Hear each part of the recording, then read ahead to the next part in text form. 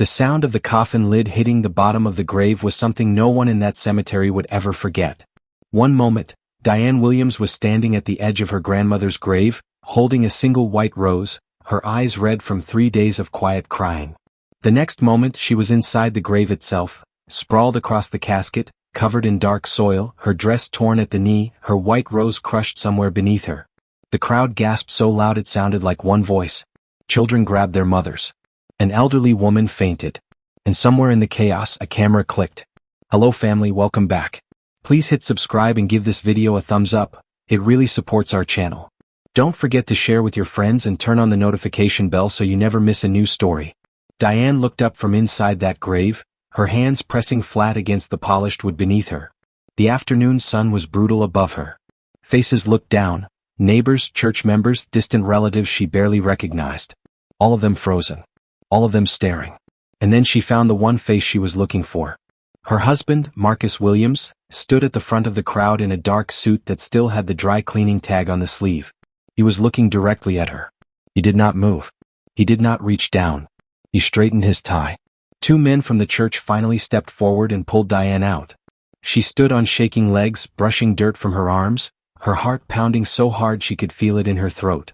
Behind her, she could already hear the voice of her mother-in-law, Sandra Williams, performing for the crowd. "Oh Lord, I told them this ground was soft. I said it this morning, somebody should have put down boards. Is she hurt? Is she all right?" Sandra pressed her hand to her chest and shook her head slowly, her face arranged into something that looked almost like concern. Diane said nothing. She stood still and breathed. In the pocket of her ruined dress, her fingers found the small gold locket her grandmother had pressed into her hand 3 weeks before she died. Back when she was still well enough to sit up in bed. Back when she had whispered something to Diane that Diane had not fully understood at the time. "Whatever they think they know about me, they are wrong. And whatever they think they are taking, it is already gone." Diane had nodded, assuming it was the medication talking. Assuming it was an old woman's worry. Now, standing at the edge of her grandmother's grave with soil in her hair and her husband's eyes anywhere but on her face, she was beginning to understand that her grandmother had not been confused at all. She had been warning her. And somewhere in a law office across the city, a sealed envelope with Diane's name on it was already waiting. But what was inside it, and why had her grandmother kept it secret for 40 years? Diane grew up in a small house that smelled like cedar wood and old books. Her grandmother, Eleanor Osei, had raised her in that house after Diane's parents were killed in a car accident when Diane was just 4 years old. Eleanor was a quiet woman. She wore simple clothes, drove an old car and cooked everything from scratch. She clipped coupons on Sunday mornings and turned off lights when she left a room. Neighbors on their street knew her as the polite woman who kept her garden neat and brought soup when someone was sick. Nobody looked at Eleanor Osei twice. That was the thing. But Eleanor had a back room in that house that Diane was not allowed to enter until she turned 16. When the birthday finally came, Eleanor unlocked the door without ceremony and simply said, "Come in. It is time you learned." Inside that room were filing cabinets, stacked folders, a long wooden desk, and a single lamp that cast warm yellow light across everything. Eleanor sat Diane down and began to teach her. Not math. Not cooking. She taught her how to read a contract word by word. How to identify the difference between what a document said and what it meant. How to spot the clause buried in paragraph 9 that could take everything from you if you were not careful. "People hide things in small print," Eleanor told her. "Always read the small print." Diane had been a good student. She had asked questions. She had gone back to that room many times over the years, even after she moved away for college. And when she married Marcus Williams at 28, Eleanor had sat with her the night before the wedding and asked her one quiet question. "Do you trust him completely?" Diane had said yes. She believed it then. Now, sitting in the back seat of a car that smelled like someone else's air freshener, being driven away from the cemetery with dirt still in her hair, she turned that question over in her mind like a coin she was trying to identify. Marcus had ridden in a separate car with his mother. He had not asked if Diane needed anything. He had not touched her arm or checked her knees, which were still bleeding faintly through her stockings. He had simply organized himself into a different vehicle and gone ahead. Diane stared out the window at the passing streets. She thought about the last 3 months. The late evenings Marcus spent at the office. The name that appeared in his messages, a woman from his workplace named Claire. The way Sandra had begun showing up at their home unannounced, always with a reason, always with a smile that meant something other than what her face showed. And just last week, Diane had walked past the study and heard the three of them, Marcus, Sandra, and Claire, talking in low voices over something spread across the desk.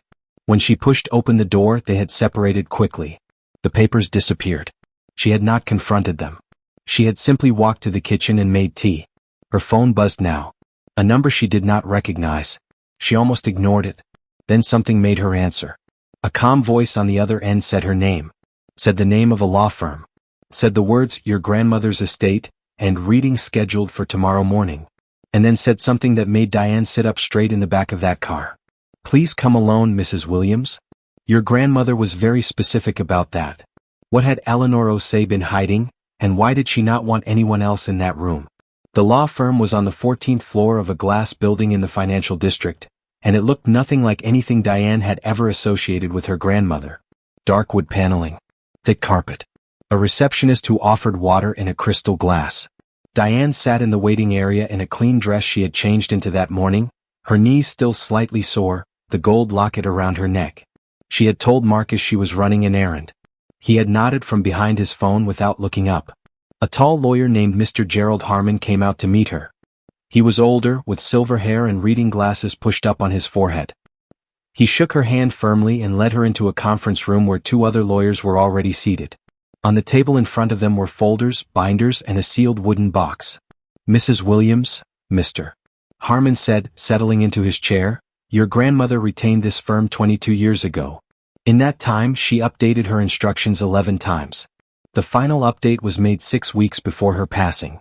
He paused. "She was one of the most careful clients we have ever had." Diane said nothing. She kept her hands flat on the table. Mr. Harmon opened the first binder. What he described over the next 40 minutes rearranged everything Diane thought she understood about the woman who had raised her. Eleanor O'Shea had not been a simple woman living a simple life. For 4 decades she had been quietly building. Land purchased under a holding company with a name that meant nothing to anyone who did not know where to look. Commercial properties across 3 states. A portfolio of investments managed through a private financial firm. Buildings that generated income every single month. Income that Eleanor had plowed silently back into more purchases, more holdings, more growth. The total value of the estate was $18.2 billion. Diane heard the number. She heard it clearly. But her brain did not accept it the first time, so Mr. Harmon said it again, slowly, carefully, the way you might explain something important to someone who is in shock. Every single asset. Every property. Every investment. Left entirely and unconditionally to Diane. She anticipated challenges to the will, Mr. Harmon said. That is why she spent years making it legally airtight. There is no gap anyone can find. We have already reviewed it from every angle. Diane sat with that for a moment. Then Mr. Harmon slid a single document across the table. There is one more thing. 9 years ago, your grandmother identified the mortgage on your current home and quietly acquired it. She paid it off in full and had the deed transferred into your name alone. He tapped the paper. The house your husband believes he co-owns belongs entirely to you. Has belonged to you for 9 years. The room was very quiet. Diane looked at her name on the document. Then she looked at the sealed wooden box on the table. She left you a letter, Mr. Harmon said softly. She asked that you read it privately.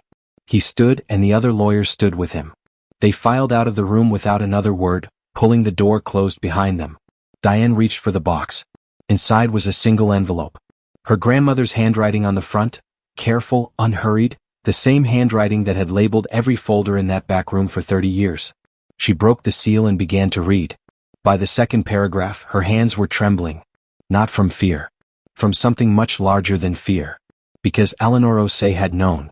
She had known everything, and she had spent 40 years making sure that when the moment came, Diane would be standing on solid ground. Diane did not go straight home after the law office. She drove to the park where her grandmother used to take her on Sunday afternoons when she was small. She sat on a bench near the fountain and read the letter 3 more times. Each time she reached the final lines, she had to stop and breathe. Eleanor had written about the day Diane was born. About the promise she had made to herself standing in that hospital hallway, that this child would never be left without protection. She wrote about the years of building, not for herself, not for any kind of show, but specifically and deliberately for Diane. Every purchase, every investment, every carefully worded document had been made with one purpose. I have watched you, Eleanor wrote. I have watched the way you make yourself smaller in rooms where you should stand tall. I have watched you give patience where patience was not deserved. I'm not writing this to make you feel guilty for any of it. I'm writing this so that when you finally stand up, you know what is behind you. You are not standing alone. You have never been standing alone. Diane folded the letter and held it against her chest for a long time. Then she drove home. Marcus's car was in the driveway. Sandra's car was parked just behind it. Diane sat in her own car for a moment, her hands on the steering wheel, looking at the house that had been hers for 9 years without her knowing it. The house she had cleaned and cooked in and worried over the mortgage payments for, not realizing the mortgage had been gone for nearly a decade. She went inside. Marcus was in the kitchen. Sandra was at the table. Anne Claire, the woman from his office, was sitting across from Sandra with a coffee cup in her hands, completely at home. On the kitchen table between them was a glossy brochure. A real estate listing. A large house in a newer neighborhood, with OSE printed in bold at the bottom. All three of them looked up when Diane walked in. "Hey," Marcus said. "You were gone a while. Everything okay?" "Fine," Diane said simply. She looked at the brochure on the table. She looked at Claire's coffee cup. She looked at Sandra's face, which had arranged itself into its usual expression, pleasant on the surface, calculating just underneath. "We were just talking," Sandra said easily. Claire was asking about the neighborhood. "You know how it is, young people always looking at properties." Diane nodded slowly. She did not say what she knew. She did not put the documents on the table or announce what had happened that morning. She simply went upstairs, changed her clothes, and sat on the edge of the bed in the quiet. She could hear them talking downstairs. Low voices. Occasional laughter. She opened her grandmother's letter one more time and read the last line again. "Move quietly. Move patiently. Move with certainty. And when it is time, and you will know when it is time, simply open the door and let the truth walk in by itself." Diane set the letter down on the nightstand. She picked up her phone and made one call, to Mr. Harmon at the law firm. She asked him 2 questions. He answered both of them clearly and without hesitation. When she hung up, she felt something she had not felt in a very long time. She felt ready. But downstairs, Marcus was about to say something to Sandra that would change the entire direction of what happened next, and Diane would hear every word of it. Diane heard it because the heating vent in the bedroom floor ran directly above the kitchen. She had discovered this by accident years ago, that if you sat near it, you could hear conversations from downstairs as clearly as if you were in the room. She had never used it deliberately. Until now. Marcus was speaking. His voice was lower than usual, which meant he thought he was being careful. "She is going to find out eventually. You know that." Sandra's voice. "Not if we move fast. The will reading is probably just formalities. That old woman had nothing. Everyone knows she lived like she had nothing." "Sandra is right," said Claire. "We should put the offer in this week. Before anything gets complicated." Marcus was quiet for a moment. Then, "And if Diane causes a problem?" Pause. Then Sandra very calmly, "She won't." Diane sat on the floor beside the vent and listened to all of it. The house they were planning to buy. The timeline they had built in their minds. The casual, comfortable certainty with which 3 people discussed her future as though she were not part of it. She did not cry. She did not feel the hot rush of anger she might have expected. She felt clear. When Claire's car finally left and Sandra drove away an hour later, Diane came downstairs. Marcus was washing the coffee cups. He heard her footsteps and turned with a mild expression, the face of a man who believed everything was fine because nothing had been said. "You seem quiet," he said. "I have been thinking," Diane said. "About what?" She looked at him for a long moment. 6 years of marriage. 6 years of measuring her words. 6 years of making herself smaller in rooms where she should have stood tall, exactly as her grandmother had written. "About my grandmother," she said simply, "and what she left behind." Something moved across Marcus's face. Not quite guilt. More like alertness, the look of someone who has just heard a sound they cannot immediately identify. "The reading was today," Diane continued. "I went this morning. And?" She held his gaze. "It was more than we expected." She left it there. She did not say the number. She did not produce the documents.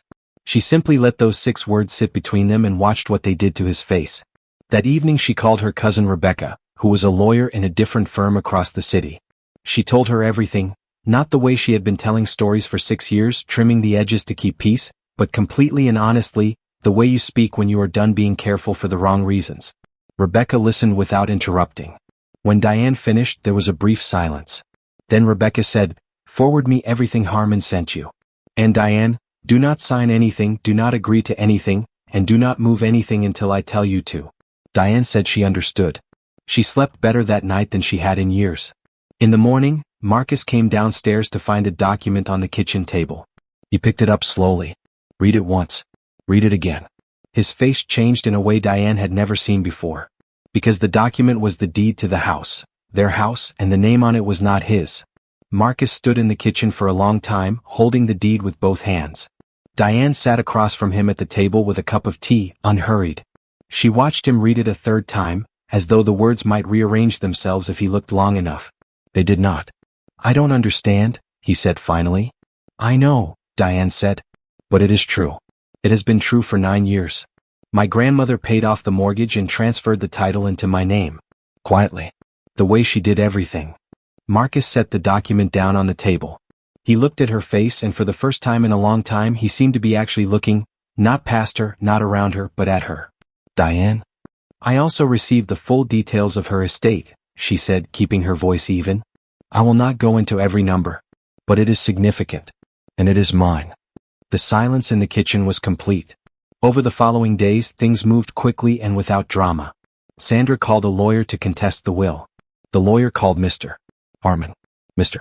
Harmon sent over 40 pages of documentation that had been built and reinforced and reviewed across 2 decades. The contest lasted 4 days before Sandra's lawyer advised her to drop it. There was nothing to hold on to. Eleanor Osei had not left a single gap. Claire stopped calling Marcus. Diane had not asked why and did not particularly need to know. Marcus tried twice to have a real conversation with Diane. The first time, he stood in the doorway of the living room and said that he wanted to explain. She told him she was listening. He talked for a while, about pressure, about his mother's influence, about how things had drifted without him quite noticing. He was not entirely wrong about some of it. But he was not entirely honest either, and Diane had learned to tell the difference. The second time, he sat across from her at the same kitchen table and asked if there was any way forward. Diane looked at him for a long moment. "You were standing 6 feet away," she said quietly, "when your mother pushed me into my grandmother's grave. You watched it happen. And then you straightened your tie." He opened his mouth. "I am not saying this to punish you," she continued. "I am saying it because it is the truest thing I can tell you. That moment showed me something that no conversation can undo. A person who loves you does not look away when someone hurts you. That is not something that drifts. That is something you choose." She stood up. "You have 30 days. Rebecca will be in touch about the paperwork." She left the room without raising her voice. 3 weeks later, on a quiet Thursday morning before the city fully woke up, Diane drove to the cemetery alone. She parked on the gravel path and walked through the early light to her grandmother's headstone. The ground was still soft from recent rain. She carried one white rose. She crouched beside the stone and placed the rose at its base. She read the words engraved there, words Eleanor had chosen herself years before she died, words Diane now understood completely. Move quietly. Move patiently. Move with certainty. Diane pressed her fingers gently against the stone. She did not feel like a woman who had won something. She did not feel triumphant or loud. She felt the way you feel when you finally put down something heavy you have been carrying for years. Not the rush of relief, but the deep, spreading quiet of it. The fortune her grandmother had left behind was extraordinary. But the real gift, Diane understood now, was not the land or the money or the deed to the house. It was this, 40 years of a woman who loved her enough to build her a place to stand. She stood up slowly, tucked her hands into her pockets, and walked back to her car in the morning light. She had a full day ahead of her. And for the first time in a very long time, she was walking into it on her own terms. We've come to the end of today's story. I hope it touched your heart. Thanks for watching and staying with us till the end. Don't forget to like, share, and subscribe for more inspiring stories. See you in the next one. And tell us in the comments, where are you watching from?